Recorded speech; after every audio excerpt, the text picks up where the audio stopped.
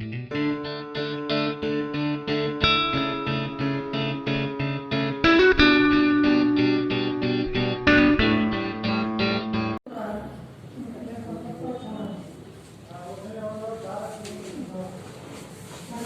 Students, Saraswati group of education તરફથી અંગ્રેજીના આ video લેક્ચરમાં આજે આપણે રજૂ કરવાના છીએ નોન વર્બલ ઇન્ફોર્મેશન કમ્પ્રિહેન્શનનો બીજો ભાગ. બરાબર છે. આપણા અંગ્રેજીના પેપરમાં મોટાભાગના જે પ્રશ્નો છે તે કમ્પ્રિહેન્શન આધારિત છે. બરાબર. આની પહેલાં આપણે નોન વર્બલ કમ્પ્રિહેન્શનના બેક ડેમો એટલે કે બેક ઉદાહરણ જોયા હતા, જેમાં 1 અને 2 હતા. આજે આપણે બીજા 3 ઉદાહરણ લઈને આવેલા છીએ. બરોબર છે. હવે જો અહીંયા પહેલું છે તે નોટિસ છે, બીજું છે તે ટેબ્યુલર ઇન્ફોર્મેશન છે, અને જે ત્રીજું છે તે એક રેલવેની ટિકિટ છે. બરોબર. તો આજે આપણે દર્શાવવાના છીએ કે કઈ રીતની માહિતી, એની નીચે કેવી રીતે પ્રશ્ન હોય છે, અને તે પ્રશ્નના જવાબ આપણે માહિતીના આધારે વ્યાકરણની દ્રષ્ટિએ કઈ રીતે એક્ઝિક્યુટ કરવાના હોય છે. બરોબર. હવે આ નોટિસ છે ને તે એક લાઇબ્રેરી નોટિસ છે, એટલે લાઇબ્રેરી તરફથી આપવામાં આવી છે. હવે કઈ છે નોટિસ, તો જો આપણે વાંચીએ, students of classes 9 and 10, IX એટલે 9 થાય, બરાબર, અને X એટલે 10. આ રોમન ફિગર છે. આપણે પ્રત્યેક વિદ્યાર્થીને 1 થી 10 અંક સુધીના રોમન ફિગર છે તેને જ્ઞાત હોય જ છે, તે તેનાથી પરિચિત હોય છે. પરંતુ છતાં પણ ન હોય તો આપણે તે જોઈ લઈશું. એકદમ સહેલા છે. 1 2 3 4 5 6 7 8 and 9 જે આપણે લખીએ છીએ તેના કરતાં થોડા જુદી રીતે લખાય છે. બરોબર છે.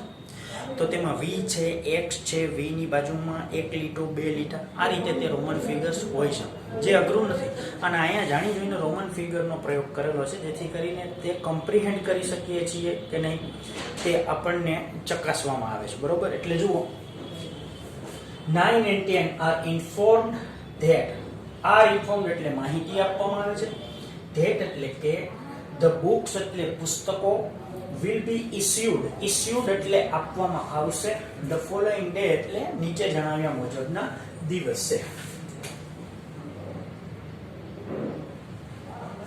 હવે આપણે જોઈએ તો કે ટાઈમ 9 AM to 12:30 PM, 9 થી 12:30, અને તે સવાર છે. AM to PM એટલે સવાર થાય. બરોબર છે.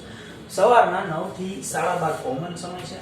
Standard 9A and B Monday, standard 9C and D Tuesday. એનો મતલબ એ કે 9મા ધોરણના 4 ક્લાસ છે. AB ને સોમવારે આપવામાં આવશે આ પુસ્તકો, આ જ રીતે 9 થી 12:30, અને CD ને મંગળવાર રાખવામાં આવ્યો છે. બરોબર. સમય એ છે. હવે 10મું A અને B, જો આ 10th છે તો 10AB વેન્સડે એટલે કે બુધવારે, સમય એ જ રહેશે, અને 10CD ને ગુરુવારે, સમય સેમ. બરોબર. હવે આ નોટિસ છે તે કોણે આપેલી છે, તો કે લાઇબ્રેરિયન. બરોબર. કારણ કે સમજી લો, આ પુસ્તક શા માટે આપવાના છે, સરકારી સ્કૂલ છે ને, સરકારી સ્કૂલમાં છે તે સરકાર તરફથી પુસ્તકો છે તે ઇનાયત થાય છે, તેના માટેની આ નોટિસ આપેલી છે કે આ દિવસે આ ધોરણના વિદ્યાર્થીઓને પુસ્તક આપવામાં આવશે. હવે જો અહીંયા પૂછ્યું છે વોટ ઇઝ ધીસ ડેટા, તમે જોશો ને તો લગભગ પહેલો પ્રશ્ન આ જ છે બધામાં, વોટ ઇઝ ધીસ ડેટા. અમુકને બાદ કરતા, જેમાં ટેબ્યુલર ફોર્મ છે, દાખલા તરીકે બાજુમાં ટેબ્યુલર ફોર્મ છે. બરોબર. બાકી તમે જોશો તો આવા 100 તમે કરશો તો એમાંથી 90 91માં છે તે પહેલો પ્રશ્ન છે તે છે વોટ ઇઝ ધીસ ડેટા. તો મીન્સ આપણને ખબર હોય છે આ ડેટા ગ્રીટિંગ છે, એડવર્ટાઇઝમેન્ટ છે, ઇન્વિટેશન છે, ટેબ્યુલર ઇન્ફોર્મેશન છે, પાઈ ચાર્ટ્સ છે, કાંઈ સજેસ્ટ કરવા માંગે છે, ઇન્સ્ટ્રક્શન છે, ટિકિટ છે, ટાઈમ ટેબલ છે, રિઝલ્ટ છે. તો આપણે પહેલા તો એનાલિસિસ કરવું પડે કે વોટ ઇઝ ધીસ જે આપણે જોઈ રહ્યા છીએ તે. બરોબર છે. હવે આ વોટ ઇઝ ધીસ ડેટા તો અહીંયા આપેલું જ છે, તો આપણે લખવાનું છે this data is a notice.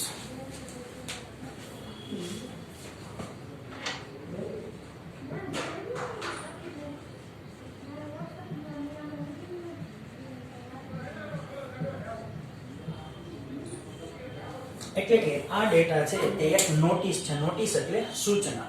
હવે who has issued the notice, આ નોટિસ, આ સૂચના કોણે પ્રસારિત કરેલી છે.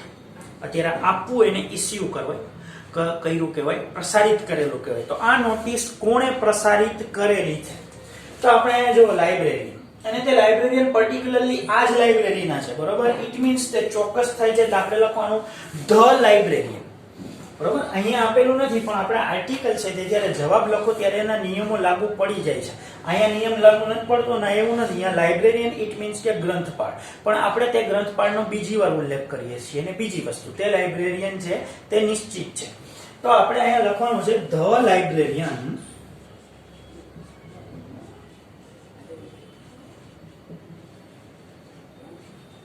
has issued the notice. હવે જ્યારે વુ પૂછાય તો વુની જગ્યાએ આપણે એક જ શબ્દ લખવાનો હોય છે, એટલે આખે આખો પ્રશ્ન છે તે પોતે તેના વ્યાકરણના ક્રમમાં ગોઠવાયેલો જ હોય છે. આપણે માત્ર એક શબ્દ લખવાનો છે. તો હવે આગળની વાત જોઈએ કે at what time will the books be issued to the students? કયા સમયે પુસ્તકો છે તે વિતરણ કરવામાં આવશે? તો આમાં આપણે જોઈ શકીએ છીએ કે પુસ્તક વિતરણનો જે સાર્વજનિક ટાઈમ છે બધા માટે તે એક જ છે. તો આ જ ટાઈમ છે તે બધા માટે વિતરણનો સમય છે, તો આપણે આ જ ગોઠવીને લખવાનું છે. પણ આપણે વાક્ય છે તે આખી લીટીમાં લખવાનું છે, એટલે આપણે એમ લખવાનું the books will be issued to the students. પેલા આટલું આપણે લખ નાખી, બરોબર છે. The books will be issued to the students.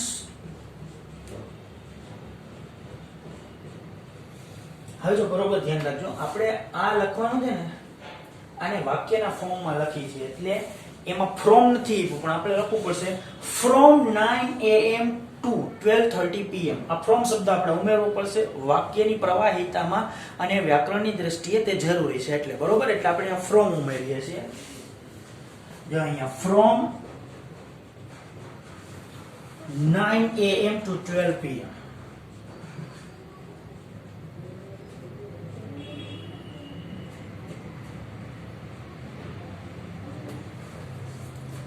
હવે પ્રશ્ન છે the students of which classes will be issued books on Tuesday?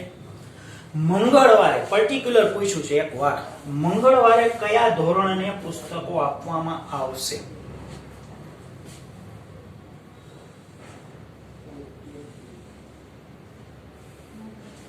IX એટલે 9, 9C and D, બરોબર.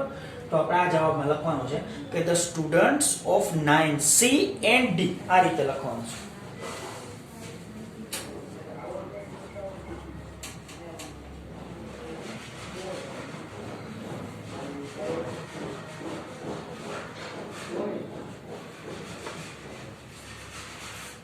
હવે અહીંથી લખી નાખવાનું will be issued books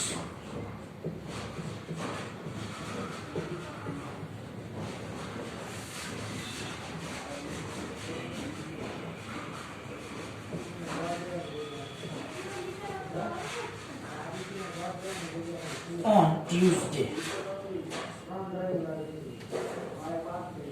હવે જો અહીંયા બીજી માહિતી છે તે ટેબ્યુલર માહિતી છે, એટલે કે ટેબલના ફોર્મમાં કંઈ ઇન્ફોર્મ કરવામાં આવ્યું છે, બરોબર. ટેબલ એટલે કોષ્ટક, તો કોષ્ટકમાં શું કહે છે, જો અહીંયા ઓથર એટલે લેખક છે, એટલે અહીંયા બધા લેખક. બર્થ પ્લેસ તે લેખકનું જન્મ સ્થળ, તે લેખકનો જન્મ ક્યાં થયો એટલે કે મૂળ વતન, એનો મતલબ. ત્યાર પછી વર્ક, તેણે શું કૃતિ કરેલી છે, બરોબર છે, કાર્ય કરેલું છે. લેખનમાં તેમની કૃતિ કઈ છે, પ્રખ્યાત કૃતિ, વાસ્તવમાં એક જ કૃતિ તેની છે તેવું નથી પણ પ્રખ્યાત જાણીતી. અને તેનું સાહિત્યિક મૂલ્ય શું છે, સાહિત્ય પ્રકાર કયો છે, આ એણે કૃતિ કરી છે, જે વર્ક કર્યું છે તેનો સાહિત્ય પ્રકાર કયો છે, બરોબર. તો અહીંયા 4 લોકો છે જે મહાન ખરેખર લેખનની દ્રષ્ટિએ અહીંયા મૂલવવાના છે, અહીંયા મૂલવેલા છે. તો તે આપ્યું સૌથી પહેલા છે M.K. ગાંધી, એટલે મોહનદાસ કરમચંદ ગાંધી. પોરબંદર જન્મસ્થળ, સત્યના પ્રયોગો તે તેની કૃતિ, અને ઓટોબાયોગ્રાફી એટલે કે આત્મકથા, ઓટોબાયોગ્રાફી. ત્યાર પછી ઈશ્વર પેટલીકર, તો તાલુકો પેટલાદ અને એનું પેટલી ગામ, તો પેટલાદ તાલુકાનું પેટલી ગામ તે તેનું મૂળ વતન છે. લોહીની સગાઈ, આ તેનું કાર્ય છે, લેખન કાર્ય. અને શોર્ટ સ્ટોરી એટલે ટૂંકી વાર્તા છે, બરોબર, લોહીની સગાઈ ટૂંકી વાર્તા. ત્યાર પછી પન્નાલાલ પટેલ છે, તો તે મંડળી ગામના છે. માનવીની ભવાઈ આ તેનું લેખન કાર્ય છે. નોવેલ એટલે કે નવલકથા છે. માનવીની ભવાઈ છે તે સાહિત્યની દ્રષ્ટિએ શું છે? નવલકથા છે. ત્યાર પછી ઝવેરચંદ મેઘાણી છે, તો ઝવેરચંદ મેઘાણી ક્યાંના છે? ચોટીલા. ચોટીલામાં તેનો આ જે વર્ક છે, આમાં એક જ વર્ક છે વાસ્તવમાં. ઝવેરચંદ મેઘાણી છે તેને સૌરાષ્ટ્રની રસદાર નામના પુસ્તકો લખેલા, અમુક પાર્ટ પણ છે તેના, બરોબર છે. તો અહીંયા ભોલો તેનું એક કૃતિ અહીંયા લીધી છે, અને શું છે? ફોક સ્ટોરી એટલે લોક વાર્તા છે. લોકોના મોઢે કહેવાતી ગામોમાં જે માઉથ ટુ માઉથ જે રીતના છે તે કહેવાય છે, તેને કહેવાય લોક વાર્તા. ફોક જેટલે લોકગીત હોય, લોક સંગીત હોય, લોક નૃત્ય હોય, તેમ લોક વાર્તા હોય, બરોબર છે. હવે અહીંયા એના પ્રશ્ન જો, વેર વોઝ ઝવેરચંદ મેઘાણી બોર્ન? હવે હાવ હેલો પ્રશ્ન છે. ઝવેરચંદ મેઘાણીનો જન્મ ક્યાં થયો હતો? બરોબર છે. તો અહીંયા જો ચોટીલા. હવે આપણે અહીંયા લખવું છે, પેલા તો ગ્રામરની દ્રષ્ટિએ ઝવેરચંદ મેઘાણી, હવે આ વોઝ છે ને એને અહીંયા લઈ જવાનું. જ્યારે આપણે ગોઠવતા હોય ત્યારે આ વેર નીકળી જાય, આ વોઝ છે તે અહીંયા વયું જાય, બરોબર છે. અને આપણે લખવું છે ચોટીલા જન્મ થયો. હવે ચોટીલા છે ને તે મોટા સ્થળની આવેલું નાનું સ્થળ છે, મોટા સ્થળની અંદર આવેલું, બરોબર છે. હવે સમજો, હજી પણ એમ પૂછ્યું હોય કે ચોટીલા ક્યાં આવ્યું, તો કે ગુજરાતમાં. તો Chotila is in Gujarat. In આવ્યું ને, તો ગુજરાતની આગળ ઇન આવે, તો ચોટીલાની આગળ શું આવે? એટ આવે. જ્યારે મોટા સ્થળની અંદર નાનું સ્થળ હોય ત્યારે નાના સ્થળની આગળ એટ અને મોટા સ્થળની આગળ ઇન, બરોબર છે. તો અહીંયા ઝવેરચંદ મેઘાણી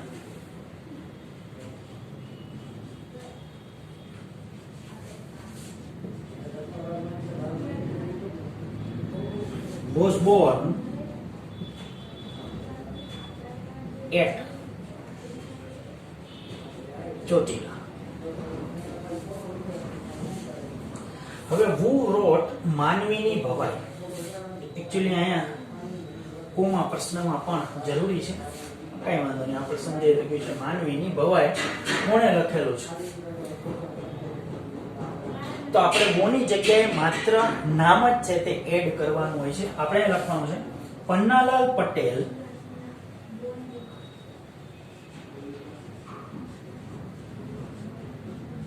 wrote માનવીની ભવાઈ.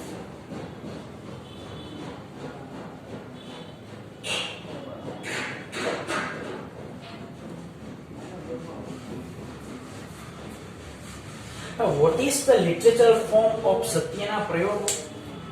સત્યના પ્રયોગોનો સાહિત્ય પ્રકાર કયો છે? તો આમાં આ પ્રશ્નમાંથી શબ્દ લઈને આપણે કેમ આમાં ગોઠવતા હતા? એની જરૂર નથી. તમે ડાયરેક્ટ એમ કહી શકો કે સત્યના પ્રયોગો છે તે આત્મકથા છે, બરોબર છે. આમાં એમ લખવાની જરૂર નથી. કદાચ લખો તો વાંધો નથી, પણ જરૂર નથી કે સત્યના પ્રયોગો કૃતિનો સાહિત્ય પ્રકાર આત્મકથા છે. તેમ પણ ચાલે, પણ તે જરૂર આપણે એમ કહીએ કે તે એક સાહિત્ય પ્રકાર છે, જે ઓટોબાયોગ્રાફી એટલે કે આત્મકથા છે, બરોબર. તો આ રીતે આપણે લખી શકીએ. હવે what is the literature form of સત્યના પ્રયોગો? ડાયરેક્ટ એમ જ લખીએ કે સત્યના પ્રયોગો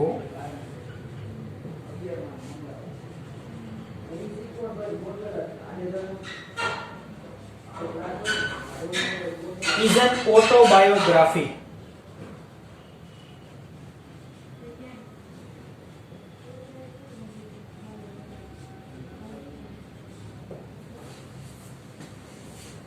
બરોબર. પાછો એક આવી જ રીતનો છે તે બર્થ પ્લેસ ને અનુસંધાનમાં પ્રશ્ન પૂછાયેલો છે, કઈ વાંધો નહીં. જોઈ વેર વોઝ ઈશ્વર પેટલીકર બોર્ન? ઈશ્વર પેટલીકર નો જન્મ ક્યાં થયો? તો ઈશ્વર પેટલીકર પેટલાદ તાલુકાનું પેટલી ગામ, બરોબર છે. તો આપણે તે લખીએ કે ઈશ્વર પેટલીકર આ વોઝ છે તે અહીંયા જશે.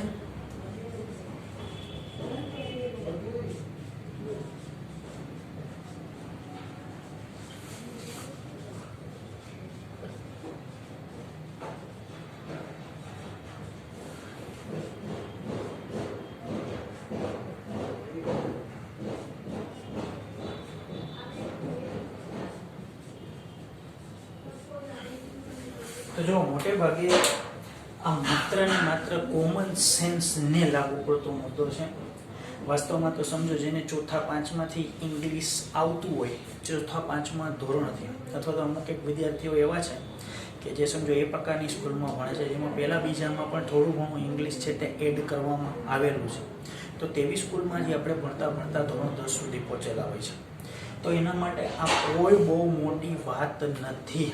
આ માત્ર ને માત્ર એક માર્ક અચીવ કરવા માટે આપેલો એક જરિયો છે કે સમજો આ માર્ક્સ આપણે કપાવવા જ ન જોઈએ કોઈ પણ સંજોગોમાં. સમજો ટ્રુ ફોલ્સના માર્ક્સ છે તો તે કપાવવા જ ન જોઈએ.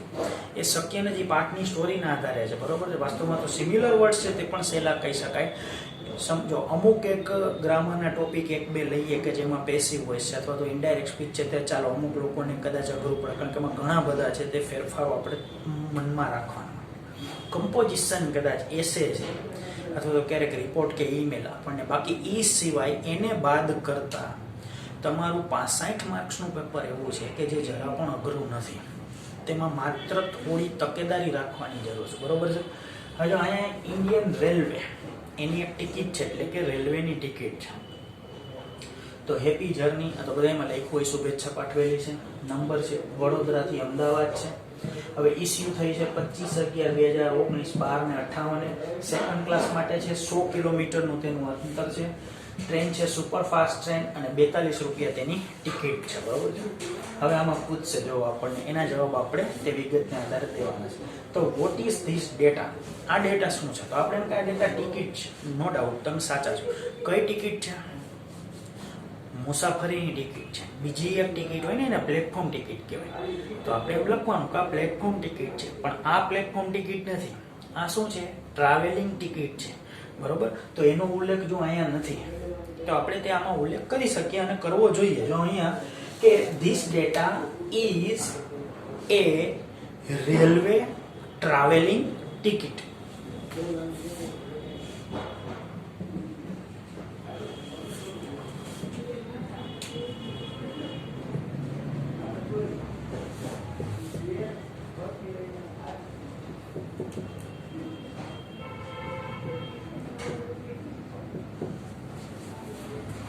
હવે પૂછ્યું છે કે when was the ticket issued? જો when માં તમે આ તારીખ લખો તો પણ ચાલે, તારીખ અને સમય બે લખો તો પણ ચાલે, બરોબર છે. ક્યારે એટલે પર્ટિક્યુલરલી કયા દિવસે ઇસ્યુ થયેલી છે આ ટિકિટ, બરોબર છે. તો આપણે એમ લખશું કે આ ટિકિટ છે ને તે 25/11 ઇસ્યુ થયેલી છે.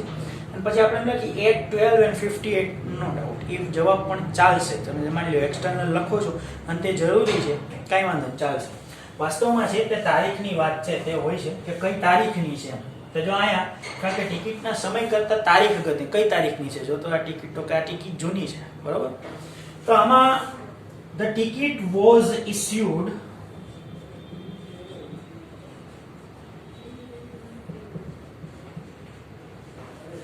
on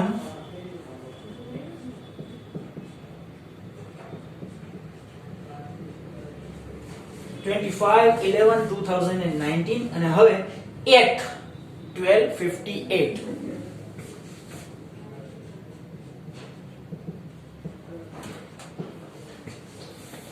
અને હવે તો બે વાક્ય કમ્પ્લીશન ના છે, તમે આમ જોઈ શકો છો. The traveller is travelling from, ક્યાંથી ક્યાં જાય છે? તો જો વડોદરા ટુ અમદાવાદ. આપણે કઈ જંકશન લખવાની જરૂર નથી, ટિકિટ વાળાએ જંકશન લખ્યું. જંકશન લખો તોય કઈ વાંધો નથી, પણ માત્ર ડેસ્ટિનેશન પૂછ્યું છે, બરોબર છે. વડોદરાથી અમદાવાદ, તો અહીંયા લખવાનું છે વડોદરા અને અહીંયા અમદાવાદ.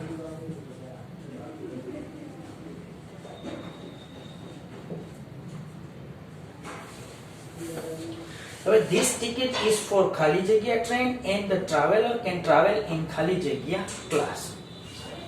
તો કઈ ટ્રેનની છે? તો આ ટ્રેનનું નામ છે સુપરફાસ્ટ. એમાં ટ્રેન તો આપી દીધેલું, તો આપણે ખાલી સુપરફાસ્ટ લખવાનું છે.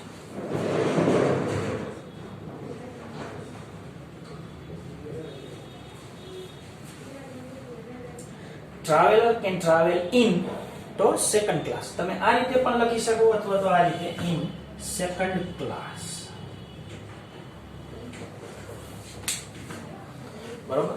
તો આપણે આ બે લેક્ચરમાં આપણું નોન વર્બલ ઇન્ફોર્મેશન છે તેની વ્યવસ્થિત રીતે સમજવાનો એક પ્રયત્ન કરેલો છે, બરોબર છે. પણ આની આવડત ત્યારે જ આવશે જ્યારે તમે તમારી રીતે પરફોર્મ કરો. તમે પોતે છે તે આવા અમુક એક છે તે ટિકિટો છે, અથવા તો ટિકિટો સમજો આપણે ભેગી કરીએ તો પ્રશ્ન બનાવવાનો પ્રશ્ન થાય, એના કરતાં આપણે જે રેડીમેડ પેપર્સ છે એમાં આવા પ્રશ્નો છે તેનો અભ્યાસ કરીએ તો આપણું નોલેજ છે તે વધારે સારું થાય અને આપણે માર્ક્સ છે તે મેળવી શકીએ. તો આજના લેક્ચરમાં આજ સુધી રાખીએ છીએ, અત્યાર સુધી, બરોબર, આટલું.